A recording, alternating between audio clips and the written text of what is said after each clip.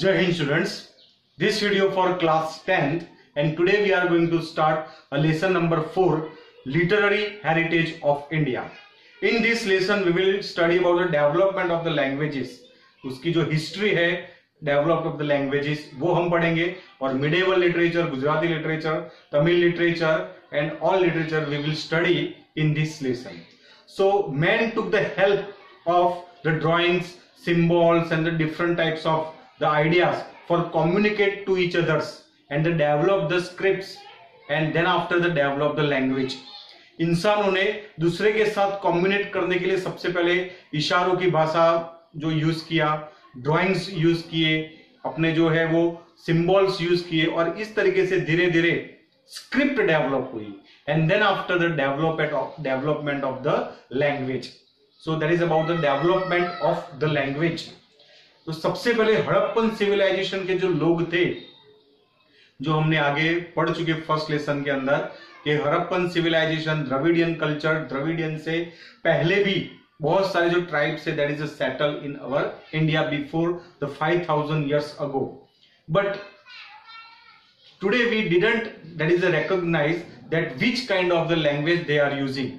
हम ये पता नहीं कर पाए कि वो कौन से प्रकार की भाषा बोलते थे. शायद वो साइन लैंग्वेज यूज करते थे और उसमें से 64 कुछ ऐसे वर्ड्स है जो मिले हैं, लेकिन उसके ऊपर अभी रिसर्च चल रहा है. लेकिन हम फाइनल ये डिसीजन पे नहीं पहुंचे थे that are the Dravidian people and before that tribes which language are using that is the Dravidian language. तो आज तक हमको ये पता नहीं चल पाया कि भाई जो द्रविडियंस थे या उससे पहले जो ट्राइब्स जो हमारे देश में आए थे, नेग्रोइड्स आए थे और ऑस्ट्रेलोइड्स, आर्मेनाइड्स, ये सारे जो लोग थे वो कौन सी लैंग्वेज यूज करते थे वो अभी तक हमको पता नहीं चल पाया. लेकिन then after the Sanskrit language का डेवलपमेंट हुआ हमारे देश के अंदर. We can say the Sanskrit language that is the Aryans language, और वहां से धीरे धीरे हमको लैंग्वेज का धीरे धीरे हमको इंफॉर्मेशन मिलता है. And then after the language and the literature and language that is a transform in the different literature. Literature मतलब साहित्य. आज आप हिंदी, गुजराती, संस्कृत जो भी लैंग्वेजेस पढ़ रहे हैं आप लोग, वो अलग अलग साहित्य से ही वो अलग अलग जो लेसन्स है वो आपके सिलेबस के अंदर है, चाहे वो हिंदी हो, गुजराती हो, इंग्लिश हो, संस्कृत हो. These are the literary language, literature, these are the languages subject. तो ये लैंग्वेजेस स्क्रिप्ट धीरे धीरे लैंग्वेज में कन्वर्ट हुए and language gradually that is the transform into the literature. तो लिटरेचर की बात करें तो लिटरेचर की बात अगर आए, लैंग्वेज की बात अगर आए तो उसमें सबसे पहले आता है ग्रामर. तो 4th सेंचुरी के अंदर एक बहुत ही बड़े एक महर्षि हो गए जिनका नाम था महर्षि Panini. And this Maharshi Panini wrote the book on Ashtadhyayi. एक बुक लिखा और उस बुक का नाम था अष्टाध्यायी, मतलब 8 अध्याय, 8 chapters. And this book on the grammar. तो ये पाणिनि ने लिखा 4th सेंचुरी के अंदर अष्टाध्यायी. उसके बाद आपके लेसन के अंदर जो topic, important topic that is the ancient Indian literature. तो उसके अंदर पूरा जो टॉपिक है वो एंशिएंट इंडियन लिटरेचर के अंदर पहले वेदास के बारे में आता है, फिर उपनिषद के बारे में आता है, फिर संस्कृत लिटरेचर के बारे में आता है, गुजराती लिटरेचर के बारे में आता है, लास्ट में तमिल लिटरेचर के बारे में आता है. This all are that is the ancient Indian literature. उसकी अलग शॉर्ट नोट भी आ सकती है. For example, write a short note on Vedas, write a short note on Sanskrit literature, write a short note on Gujarati literature, write a short note on Tamil literature. तो separate भी questions आ सकता है या तो पूरा जो क्वेश्चंस है that is the ancient Indian literature and this all topic is the ancient Indian literature. तो लिटरेचर की अगर हम शुरुआत करें तो वेदास से हम शुरू करते हैं, क्योंकि Sanskrit is the language of the development in the ancient India. प्राचीन भारत की अगर बात करें तो आज जितना इंपोर्टेंस इंग्लिश लैंग्वेज का है दुनिया के अंदर, ऐसा ही एक वर्चस्व था संस्कृत का. संस्कृत साइंटिफिक लैंग्वेज थी, संस्कृत साइंस की लैंग्वेज थी, संस्कृत नॉलेज की लैंग्वेज थी, संस्कृत एम्प्लॉयमेंट की लैंग्वेज थी. इन शॉर्ट ऐसा समझ लो कि today that importance of the English, that same important that is Sanskrit language in the ancient time. उस जमाने के अंदर जो महर्षि थे, ऋषि मुनिया थे, जो स्टार्स के बारे में या तो पूरे जो उन्होंने जो बुक्स लिखा था, जो ये सारे जो लोग थे वो संस्कृत भाषा में ही अपना सब कुछ फॉर्मेशन करते थे। मतलब संस्कृत ऐसा नहीं कि सिर्फ एक लैंग्वेज है।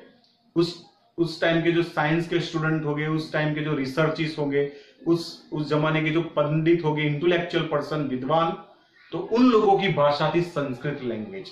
तो आज इंग्लिश लैंग्वेज का जो इंपॉर्टेंट वर्ल्ड के अंदर, देश के अंदर है, उतना ही लैंग्वेज और उससे भी ज्यादा संस्कृत का था एक जमाने के अंदर।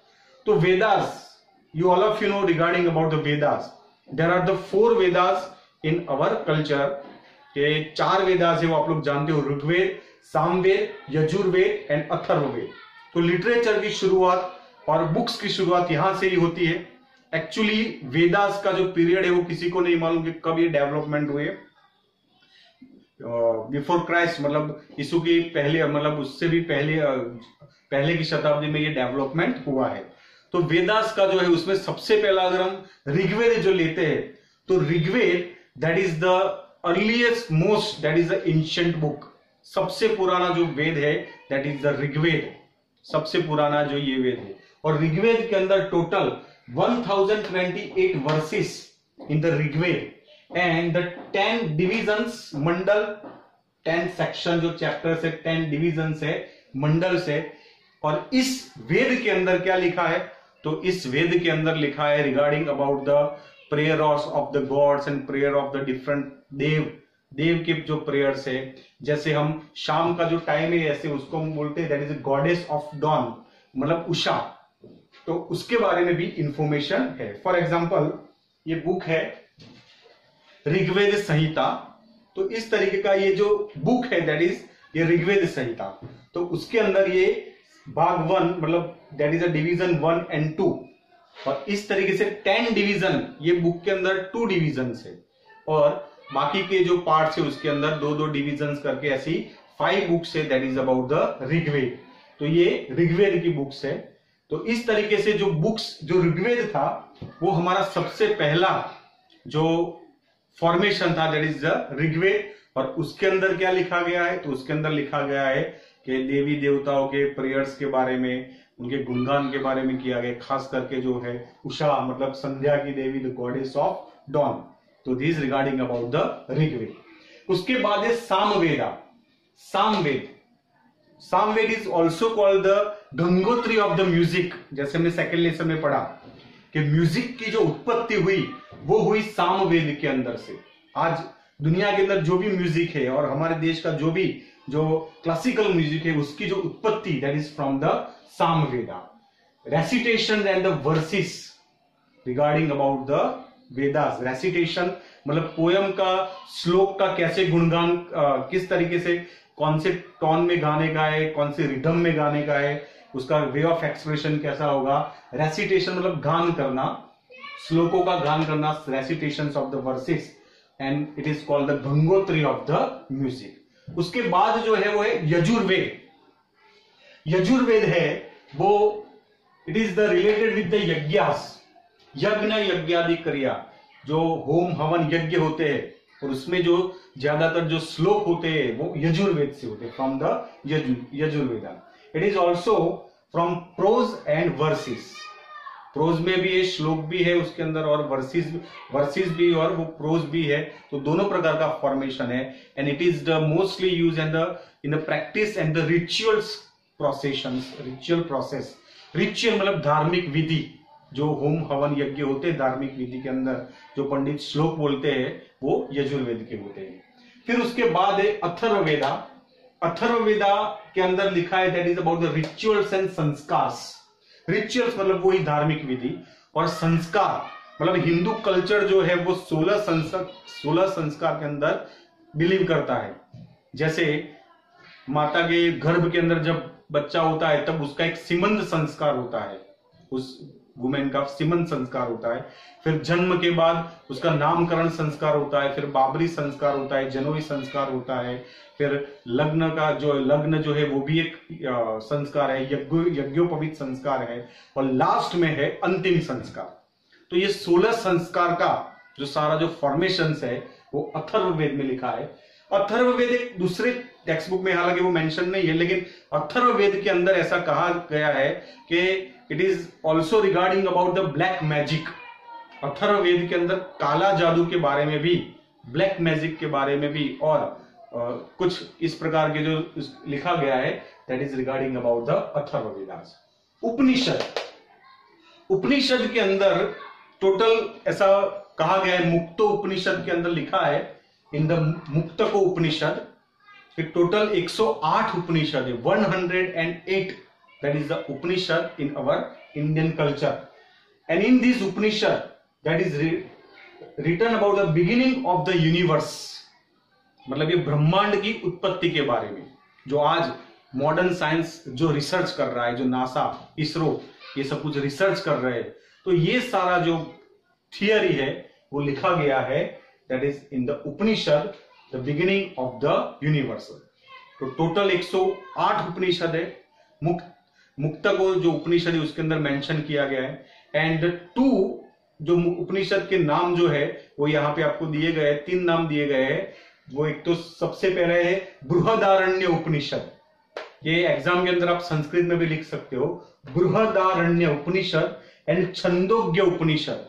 These 2 are Upanishad are that is early most Upanishad, सबसे पहले ये उपनिषद थे। और मुक्तक उपनिषद के अंदर मेंशन किया है कि टोटल 108 उपनिषद है।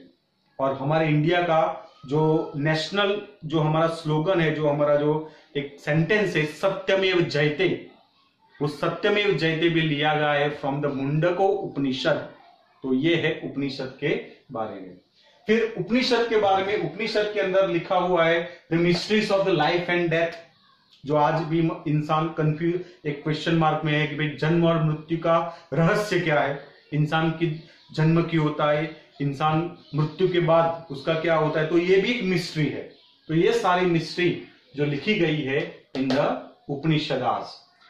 The life of the materialistic life and the spiritual life, ये दोनों ही है, materialistic life and spiritual. Materialistic मतलब भौतिक सुख सुविधाओं से संपन्न, बंगला, गाड़ी, एसी, नौकर चाकर, these are the materialistic life. और स्पिरिचुअल मतलब सिंपल, एक हट हो, एक झुपड़ी हो, सिर्फ हमारा सरवाइव कर सके इतना हम खाना हम खाए, और इस प्रकार का जो जीवन है सिंपल, कोई भी भौतिक सुख सुविधाओं का यूज नहीं, भगवान की भक्ति करना, ध्यान करना, योग करना और मेडिटेशन करना, दैट इज अ स्पिरिचुअल। तो ये दोनों के ही बारे में लिखा गया है ये उपनिषद के अंदर। So this regarding about the Upanishad. फिर है ब्राह्मणिकल लिटरेचर। ब्राह्मणिकल लिटरेचर के अंदर लिखा है directive principles of the behaviour, जो बाद में जो ब्राह्मणों ने जो लिटरेचर लिखा कि समाज के अंदर कैसा बिहेवियर होना चाहिए, क्षत्रिय का बिहेवियर क्या है, क्षत्रिय का काम क्या है, ब्राह्मण का काम क्या है, वैश्य का काम क्या है, शूद्रस का काम क्या है, बिहेवियर समाज के अंदर जो है वो स्त्री को किस तरीके से बिहेव करना चाहिए, पुरुष को कैसे रहना चाहिए, एक बच्चे का बिहेवियर कैसा कहना चाहिए, घर के अंदर जो बड़े हैं, जो जैसे हमारे संस्कारों से भरा हुआ है, हमारा जो देश के अंदर वो संस्कारों से भरा हुआ है। तो ये सारे जो संस्कार है, जब हम किसी के हम पैर छूते हैं, किसी बड़े के सामने हम बोलते नहीं है, तो ये सारे जो हमारे इंडियन, हमारे भारतीय संस्कार है सारे, हम नमस्कार करते हैं, हम एक दूसरे को ब्लेसिंग्स करते हैं, विशेष करते हैं, तो ये सारे जो है वो हमारे भारतीय संस्कार है। और ये सब कुछ लिखा गया है directive principles of the behaviour, so that is in the Brahmanical literature. फिर है अरण्यकाश। अरण्यकाश, अरण्य मतलब जंगल, संस्कृत में जंगल, फॉरेस्ट को बोलते हैं अरण्य। और अरण्य के अंदर, जंगलों के अंदर कुछ ब्राह्मणों ने और कुछ विद्वान लोग गए जंगलों के अंदर जाकर, उन्होंने लिटरेचर लिखा, क्रिटिसाइज, पॉजिटिवली क्रिटिसाइज किया। तो ये सब कुछ लिखा है अरण्यकाश के अंदर। वेदांगा, वेदांग के अंदर क्या लिखा है, तो रिचुअल्स, रिचुअल्स मतलब धार्मिक जो विधि होती है वो, ग्रामर, एस्ट्रोलॉजी एंड एस्ट्रोनॉमी।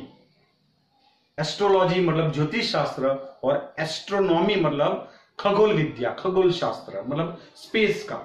तो ये सब कुछ लिखा है वेदांग के अंदर।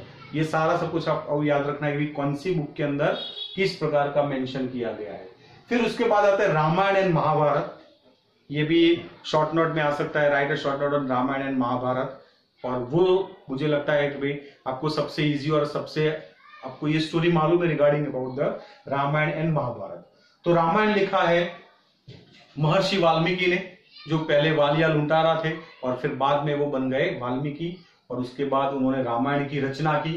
रामायण के कैरेक्टर के बारे में आप लोग जानते हैं, Ram Lakshman, Ram Sita, Lakshman, Bharat, Shatrughan, Hanuman. So these are the characters of the Ramayan. तो रामायण के अंदर एक स्टोरी जो है वन वे में जाती है कि भाई जो लंका नरेश रावण वो सीता का अपहरण करता है, और बाद में जो राम है वो हनुमान की मदद से और सुग्रीव की मदद से लंका के ऊपर आक्रमण करके और फिर सीता को लेकर आते हैं। ऐसी एक स्टोरी है रामायण, दैट इज इस प्रकार की जो हमारी मान्यता है। और जिस दिन अयोध्या में फिर स्थापना होती है उस दिन हम दिवाली मनाते हैं। इक्ष्वाकु वंश, रघुवंश, और उस वंश के अंदर राम का जन्म होता है, और ये हिंदुओं के आस्थाओं का सबसे बड़ा प्रतीक है, दैट इज द राम। फिर उसके बाद महाभारत। महाभारत के बारे में भी आप लोग सब जानते हो। महाभारत लिखा है वेद व्यास ने। महाभारत जो है वो बहुत ही मल्टी स्टोरी है, बहुत सारी स्टोरियां इसके अंदर कनेक्टेड है कि महाभारत को हम शॉर्ट में नहीं समझा सकते, उसके लिए बहुत जो टाइम लेकर आपको पूरा स्टोरी जो है वो सुनना पड़ेगा। तो महाभारत इन शॉर्ट, महाभारत के अंदर story regarding about the Kauravas and Pandavas, Kaurav और पांडवों की स्टोरी उसके अंदर। और उसके अंदर जो सबसे बड़ी बात है वो है कि श्रीमद् भगवद गीता जो श्री कृष्ण ने अर्जुन को सुनाई थी in the battle field of the Kurukshetra. Kurukshetra के मैदान में आप जानते हो कि भाई कौरव और पांडवास के बीच में जब लड़ाई होती है हस्तिनापुर को लेकर अपने हक और अपने अधिकारों के लिए, और तब अर्जुन लड़ने से इनकार कर देता है, तब श्री कृष्ण भगवान उसको कुरुक्षेत्र के अंदर एक वाणी सुनाते हैं, और जो हमारा हिंदू धर्म का जो धर्म पुस्तक है श्रीमद् भगवद गीता। तो श्रीमद् भगवद गीता की टोटल 18 चैप्टर से 18 अध्याय है, उसके अंदर 700 श्लोक है, और टोटल जो सारे जो है वो 3 पार्ट के अंदर जो बांटा गया है, कर्म, ज्ञान, भक्ति। और ये जो है 6 चैप्टर रिगार्डिंग अबाउट द कर्म। कर्म क्या है, मतलब इंसान का कर्म क्या होना चाहिए, कैसा नहीं कि भाई हमारा जो धर्म है वो सिर्फ ईश्वर की उपासना ही करने का बोलता है, हमारा धर्म कर्म के ऊपर ज्यादा जोर देता है। मतलब एक इंसान, एक student, for example you are a student, तो आपका काम है पढ़ना, आप भगवान को याद नहीं करोगे, मंदिर में नहीं जाओगे तो चलेगा, लेकिन आपका जो कर्म है वो पढ़ना, अच्छा रिजल्ट लाना और उस प्रगति करना, प्रोग्रेस करना, ये आपका कर्म है। तो हर एक इंसान को अपना कर्म करना चाहिए।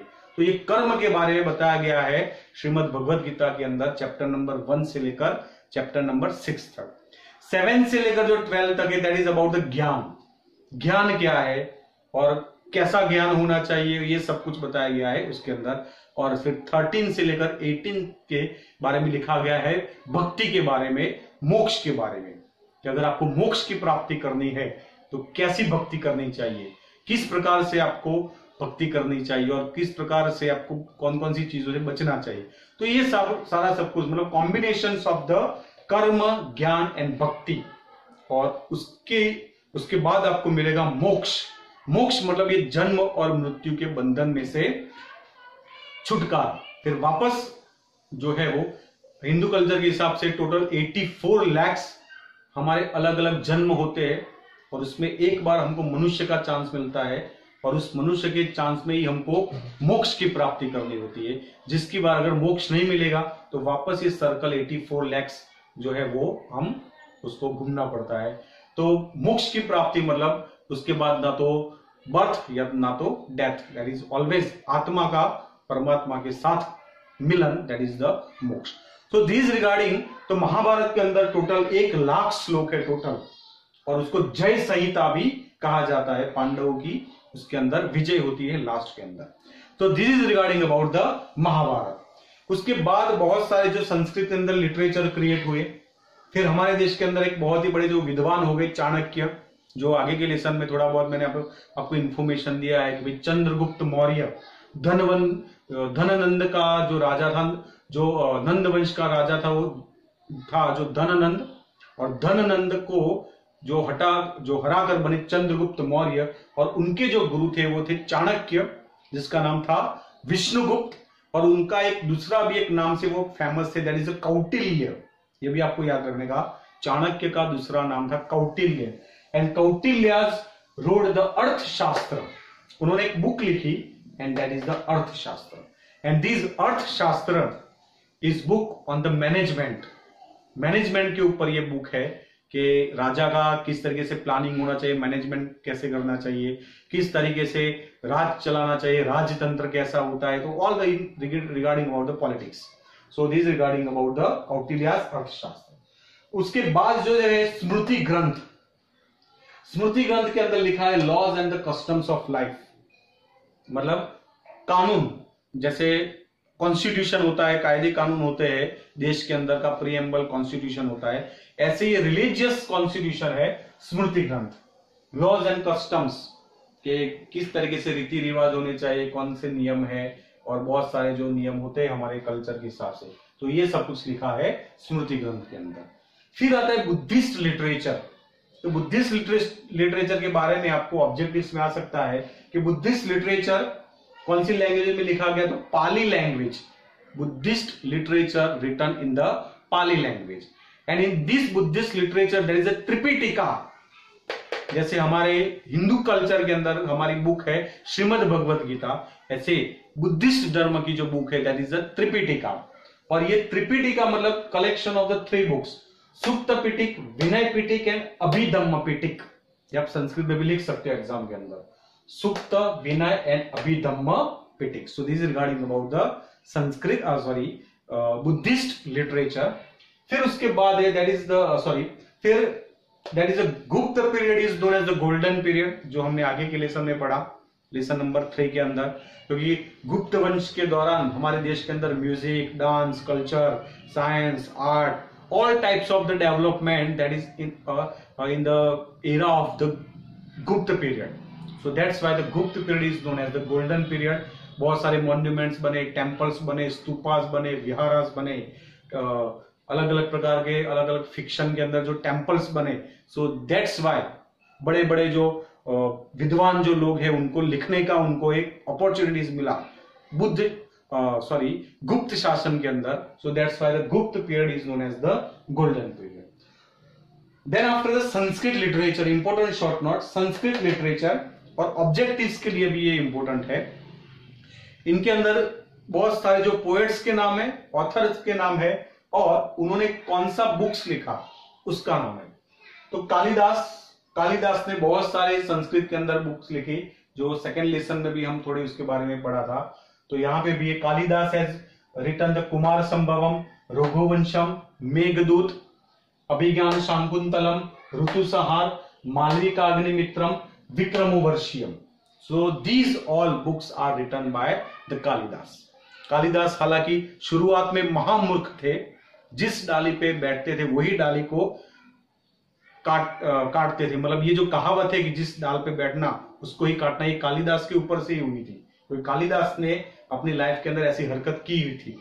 लेकिन बाद में उनकी बहुत बड़ी एक लंबी स्टोरी है, बहुत ही बड़ी उनका उपहास होता है और फिर बाद में वो काली माता की उपासना करके ज्ञान को अर्जित करते हैं और बाद में फिर वो जबरदस्त संस्कृत लिटरेचर के अंदर क्रिएशन करते हैं.